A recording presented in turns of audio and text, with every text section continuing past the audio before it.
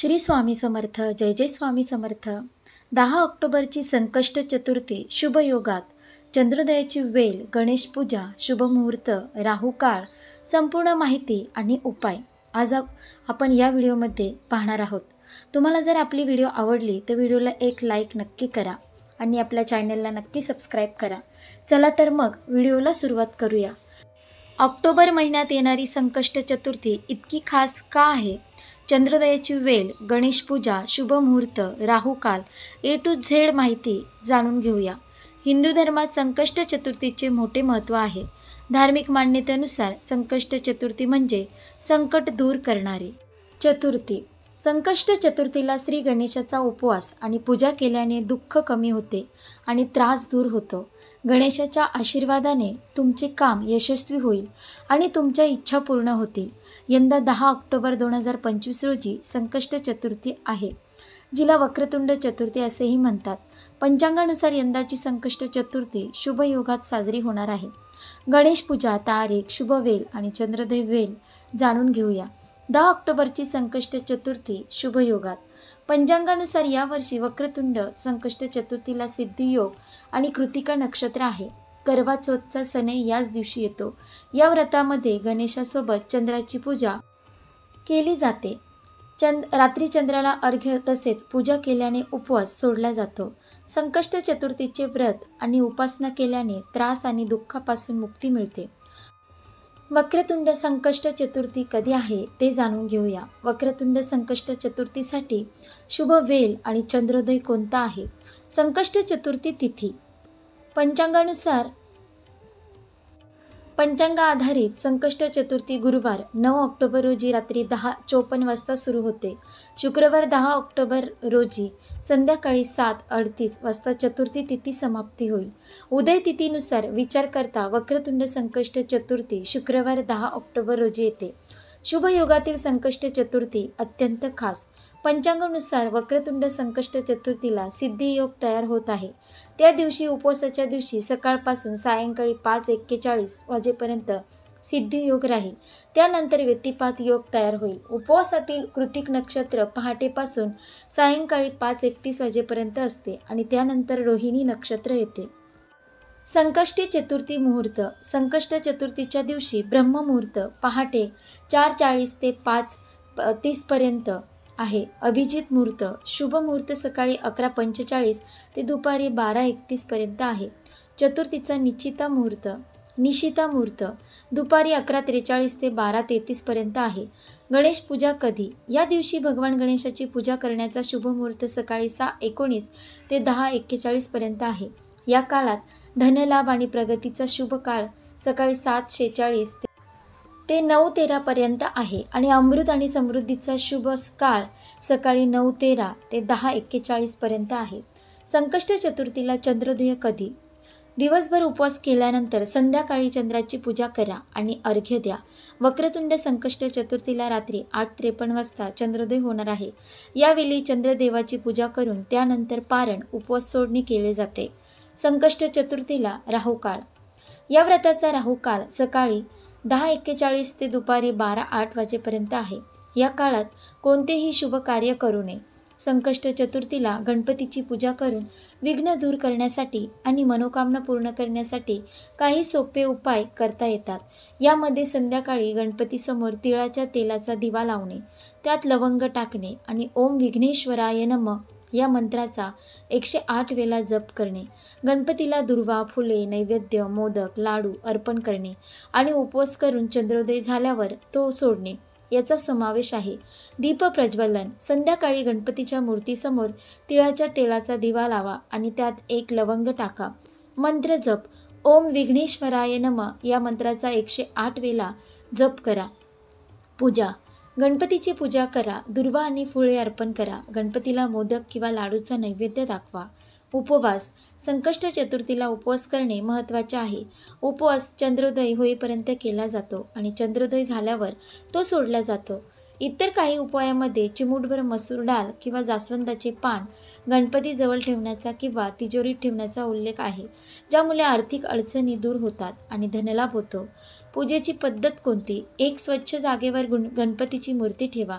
दुर्वा, ताजी फुले आणि तुपाचा दिवा लावून गणपतीला सजवा. गणपतीची पूजा करून मंत्राचा जप करा आणि व्रतकथा ऐका किंवा वाचा. संध्याकाळी पूजा आणि आरती झाल्यावर उपवास सोडा.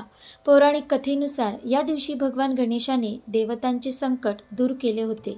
या दिवशी गणपतीबरोबरच संकष्टी मातेचीही पूजा केली जाते. आपल्या मुलाच्या दीर्घ आयुष्यासाठी आणि सुखासाठी माता संकष्टी चतुर्थीचे व्रत करतात. धार्मिक मान्यतेनुसार या दिवशी काही उपाय केल्याने भगवान गणेश प्रसन्न होतात आणि त्यांच्या कृपेने जीवनात धन आणि सुख येते. जाणून घेऊया संकष्ट चतुर्थीला करावयाचे उपाय. 1. संकष्ट चतुर्थीला श्री गणेश पूजेच्या वेळी श्रीयंत्राची स्थापना करा. त्यावर 2 सुपाऱ्या ठेवा. पूजा आटोपल्यानंतर सुपारी लाल कापडात बांधून तिजोरीत किंवा पैसे ठेवण्याच्या ठिकाणी ठेवावे. असे केल्याने आर्थिक अडचणी दूर होतात आणि पैसा येतो असे मानले जाते. 2. संकष्ट चतुर्थीच्या दिवशी गणपतीच्या मंदिरात जावे. असे केल्याने करिअरमध्ये येणारे अडथळे दूर होतात आणि यश प्राप्त होते असे मानले जाते. 3. संकष्ट चतुर्थीच्या दिवशी गणपतीला तीळ आणि गुळापासून बनवलेल्या वस्तू अर्पण कराव्यात. या दिवशी गणेशाला मोदक अर्पण करावा. असे केल्याने गणेशाच्या कृपेने इच्छित फलप्राप्ती होते असे मानले जाते. 4. संकष्ट चतुर्थीच्या दिवशी गणपतीच्या ओम गणपतये नमः मंत्राचा 108 वेळा जप करावा. असे केल्याने जीवनात सौभाग्य प्राप्त होते आणि दुःखापासून मुक्ती मिळते असे मानले जाते. 5. संकष्ट चतुर्थीच्या दिवशी गजक, रेवडी, तीळ, गूळ इत्यादी तिळापासून बनवलेल्या वस्तूचे दान करणे अत्यंत शुभ मानले जाते. याशिवाय गरजूंनी ब्लँकेट, रजई, स्वेटर आदी उबदार कपडे दान करावेत. असे केल्याने संपत्तीत वाढ होते असे मानले जाते. संकष्ट चतुर्थी किंवा संकटहर चतुर्थी किंवा फक्त संकष्टी हा हिंदू कॅलेंडरच्या प्रत्येक चांद्र महिन्यात हिंदू देवता गणेशाला समर्पित एक पवित्र दिवस आहे. हा दिवस कृष्ण पक्षाच्या 4थ्या दिवशी काळा पंधरवाडा येतो. जर ही चतुर्थी मंगळवारी आली तर त्याला अंगारकी संकष्ट चतुर्थी, अंगारकी चतुर्थी, अंगारकी आणि अंगारिका म्हणतात. अंगारकी संकष्ट चतुर्थी ही खूप पवित्र मानली जाते. संकष्ट चतुर्थीला काय करावे? संकष्ट चतुर्थीचे विधी. या दिवशी भाविक पूर्ण किंवा अंशतः उपवास करतात. गणपतीची मूर्ती स्वच्छ जागी ठेवली जाते आणि दुर्वा, गवत, ताजी फुले, तुपाचे दिवे आणि अगरबत्तीने सजवली जाते. गणपतीला मोदक आणि लाडूसारखे प्रसाद अर्पण केले जाते. संकष्ट चतुर्थीला कोणता रंग घालावा? या पवित्र रंगामध्ये लाल आणि तपकिरी हे सर्वात शुभ पर्याय आहेत, जे शतकानुशतके परंपरा आणि आध्यात्मिक महत्त्व बाळगतात. हे शक्तिशाली रंग उत्सवाचे सार दर्शवतात. भक्ती आणि शक्ती आणि दैवी कृपेचा उत्सव. संकष्टी किंवा संकष्ट चतुर्थी म्हणजे कठीण काळातून सुटका मिळवणारी चतुर्थी. हे हिंदू पंचांगानुसार प्रत्येक चंद्र महिन्याच्या कृष्ण पक्षात पौर्णिमेनंतर येणाऱ्या 4थ्या दिवसाला चतुर्थी तिथीला साजरी केली जाते. या दिवशी भक्त गणपतीची पूजा करून आणि उपवास ठेवून जीवनातील संकटे दूर व्हावीत आणि सुखसमृद्धी मिळावी अशी प्रार्थना करतात. चंद्रदर्शन हे या व्रताचा महत्त्वाचा भाग आहे आणि चंद्र पाहिल्यानंतर उपवास सोडला जातो. संकष्टीचा अर्थ आणि महत्त्व. संकट निवारण. संकष्टी या संस्कृत शब्दाचा अर्थ संकट किंवा कठीण काळातून सुटका होणे असा आहे. त्यामुळे या चतुर्थीला गणपतीची पूजा करून जीवनातील अडचणीवर मात करता येते अशी श्रद्धा आहे. गणपतीला समर्पित आहे. संकष्ट चतुर्थी ही पूर्णपणे गणपतीला समर्पित आहे. या दिवशी गणपतीच्या कृपेने मनोकामना पूर्ण होतात आणि जीवनात शांती व समृद्धी येते असे मानले जाते. कृष्ण पक्षातील चतुर्थी. पौर्णिमानंतर येणाऱ्या कृष्ण पक्षात वैद्य पक्षात जी चतुर्थी येते तिला संकष्ट चतुर्थी म्हणतात. व्रताची पद्धत. उपवास. भक्तजन संकष्टीचा उपवास करतात आणि दिवसभर अन्न खाणे टाळतात. पूजा. गणपतीची विधिवत पूजा केली जाते. चंद्रदर्शन. रात्री चंद्र उगवल्यानंतर त्याचे दर्शन घेऊन आणि गणपतीची प्रार्थना करूनच उपवास सोडला जातो. अंगारकी चतुर्थी. जर संकष्ट चतुर्थी मंगळवारी आली तर तिला अंगारकी चतुर्थी म्हणतात. या दिवशी उपवास करणे अत्यंत फलदायी मानले जाते. संकष्ट चतुर्थीला कोणत्या मंत्राचा जप करावा? ओम एकदंताय विद्महे वक्रतुंडाय धीमहि तन्नो दंती प्रचोदयात. चतुर्थी म्हणजे काय? चतुर्थी ही कालमापनातील अमावस्यानंतर आणि पौर्णिमेनंतर चौथ्या दिवशी येणारी तिथी आहे. अमावस्यानंतर सुरू होणाऱ्या शुक्ल पक्षातील चतुर्थीला विनायकी चतुर्थी आणि पौर्णिमेनंतर चौथ्या दिवशी येणाऱ्या चतुर्थीला संकष्ट चतुर्थी म्हणतात. ही कृष्ण वैद्य पक्षात येते. संकष्ट चतुर्थी मंगळवारी आली तर तिला अंगारकी चतुर्थी म्हणतात. कोणता गणेश मंत्र शक्तिशाली आहे? कोणता गणेश मंत्र शक्तिशाली आहे? ओम गंगणपते नम मंत्र हा सर्वात शक्तिशाली गणेश मंत्रापैकी एक मानला जातो. श्री गणेशाचे 6वे नाव अर्थ. पहिले नाव वक्रतुंड, दुसरे एकदंत, तिसरे कृष्ण पिंगाक्ष, चौथे गजवक्र, 5वे श्री लंबोदर, 6वे विकटे, 7वे विघ्न राजेंद्र, 8वा धूम्रवर्ण, 9वे भालचंद्र, 10वे विनायक, 11वे गणपती आणि 12वे नाव आहे गजानन. अशांत अस्वस्थ सैरभैर वाटत असेल तर संकष्टीपासून सुरू करा हा छोटासा पण प्रभावी उपाय. 10 ऑक्टोबर रोजी चातुर्मासातील शेवटची संकष्टी आहे. त्या मुहूर्तावर दिलेला उपाय सुरू केल्याने निश्चितच लाभ होईल. अशांतता वाढायला, मन बेचैन व्हायला, अस्वस्थता जाणवायला कोणतेही निमित्त पुरते, ज्याला आपण मूड स्विंग होणे असेही म्हणतो. पण ते वारंवार होऊ लागले तर कामात मन लागणार नाही. यश, प्रगती, कमाईपासून आपण दूर जाऊ आणि आळस, नैराश्य ओढून घेऊ. यासाठी संकष्टीच्या मुहूर्तावर मंगळमूर्ती बाप्पाला शरण जाऊन पुढे दिलेला उपाय रोज सुरू करा. फार नाही, फक्त 5 मिनिटे त्यासाठी पुरेसे आहेत. घरी सत्यनारायणाची पूजा असो, गणपतीचा अभिषेक असो, नाहीतर कोणत्याही श्रोताचे सामूहिक पठण असो, सुरुवात हरि ओम नेच केली जाते. याचे कारण धार्मिक विधीच्या सुरुवातीला ओमचे उच्चारण करणे ही वैदिक परंपरा आहे. वेद पठणाच्या वेळी अशुद्ध उच्चारण होत असेल तर ते पातक आहे. या दोषाचे निवारण व्हावे या हेतूने सुरुवातीलाच देवाची क्षमा मागून हरि ओमचे उच्चारण करतात. आज संकष्ट चतुर्थीनिमित्त याचे बहुविध लाभ जाणून घेणार आहोत. एवढी कोणती ताकद आहे ओंकारच्या उच्चारणात? सर्व वेद ज्या वेदाचा उद्घोष करतात, सर्व तपे ज्याचे चिंतन करतात, ते रूपध्यान म्हणजे ओम हे होय. ओम एक उद्गारवाचक वर्ण आहे. यालाच प्रणव असेही म्हणतात. यज्ञप्रसंगी होकार दर्शवण्यासाठी सूचक दर्शक म्हणून शतपथ ब्राह्मणात याचा उल्लेख केला जातो. वेद, छंद, पुराणे, इतिहास, नृत्य, गीत यांची उत्पत्ती ओंकारातून झाली. अ, उ, म व अर्धमात्रा मिळून ओंकार साकार होतो. ओंकाराचे हे 4 विभाग जागृती, स्वप्न, सुषुप्ती व तुर्या या 4 अवस्थांचे आणि विश्व, तेजस, प्राज्ञ व आत्मा अशा 4 आत्मस्वरूपांचे निर्देशक मानलेल्या आहेत. अकार हा विष्णू, उकार महेश, मकार ब्रह्मा असे तिन्ही देवांचे दर्शन आहे. अकार मात्रा विश्वाची व्याप्ती करून देते.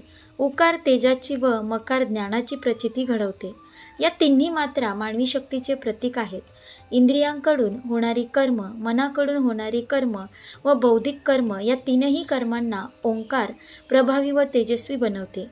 अर्धी मात्रा अकार, उकार व मकार यांच्या संयोगाची सूचक आहे. हिंदू समाजातील सर्व वैदिक व लौकिक धर्मकृत्यात मंत्राबरोबर ओंकाराचा उच्चार आवर्जून केला जातो. जैन व बौद्ध धर्मीयांना देखील ओंकाराचा स्वीकार केला आहे. ओम मणिपद्मे हुम या अवलोकितेश्वराच्या मंत्राच्या आरंभी ओंकाराचे दर्शन घडते. बौद्ध दर्शनात शून्यापासून प्रणवाची उत्पत्ती व त्यापासून विश्वाची उत्पत्ती झाल्याचे उल्लेख आहे. शिवपुराणात ओंकाराला पंचमुखी शिवाचे प्रतीक मानले आहे. वैष्णव पुराणात प्रणवाला त्र्यक्षरात्मक प्रणव श्री विष्णू व भक्त यांचे द्योतक मानले आहे. माणसाच्या जीवनाला आवश्यक अशी ऊब प्राण्यापासून मिळते. विश्वाच्या क्रियेला ऊर्जा सूर्यापासून प्राप्त होते. सूर्य हा विश्वाचा प्राण आहे. अशा दृष्टीने अमृतत्वाच्या सिद्धीची कामना करणाऱ्यांनी प्राण व सूर्य यांची उपासना ओंकार रूपात केली पाहिजे. वेदांच्या आरंभी प्रणव होता. वेदांचे पर्यवसानही प्रणवातच होते. सर्व वाङ्मय म्हणजे प्रणव होय असे याज्ञवल्क्याने म्हटले आहे. ओम हे अनुभूती सूचक प्रतीक असून ओंकार परब्रह्माचे तेजस्वी प्रतीक आहे. ब्रह्मविद्येचा समग्र भावार्थ ओंकारात आविष्कृत झाला आहे. स्वामी विवेकानंद यांनी असे उद्बोधित केले आहे की ओंकार म्हणजे ईश्वर होय, म्हणून त्यांचा नित्यनेमाने जप करावा, त्यांचे स्मरण ध्यान करावे, त्यांच्या अद्भुत स्वरूपाचे व अपूर्व अर्थाचे चिंतन करावे. सर्वदा ओंकाराचा जप करणे हीच खरी उपासना होय. ओंकार हा काही सर्वसाधारण शब्द नाही, तो स्वयं ईश्वर स्वरूप आहे. ओंकार वेडा, आशावाद व दुर्बळ निराशावाद यात संतुलन ठेवायला शिकवतो. ओंकार उच्चार व ध्वनी कंपनाने वायुशुद्धी व आरोग्य लाभते, असेही जाणकार सांगतात. शारीरिक व मानसिक सुधारणा व संतुलन साधले जाते. अशा ओंकार या एकाक्षरी महामंत्रात दिव्य शक्ती आहे. म्हणून आयुष्याची नवीन सुरुवात करतानाही आपण पुनश्च हरि ओम असेही म्हणतो. अशा प्रकारे आपण या व्हिडिओमध्ये पाहिली की संकष्ट चतुर्थी शुभ योगात चंद्रोदयाची वेळ कोणती, गणेश पूजा, शुभ मुहूर्त, राहुकाल, संपूर्ण माहिती आणि उपाय देखील पाहिले. तुम्हाला जर ही व्हिडिओ आवडली असेल, व्हिडिओला लाईक करा, शेअर करा आणि आपल्या योगेश्वर कृपा या चॅनलला नक्की सबस्क्राईब करा. भेटू एका पुढच्या नवीन व्हिडिओमध्ये. धन्यवाद. श्री स्वामी समर्थ. जय जय स्वामी समर्थ.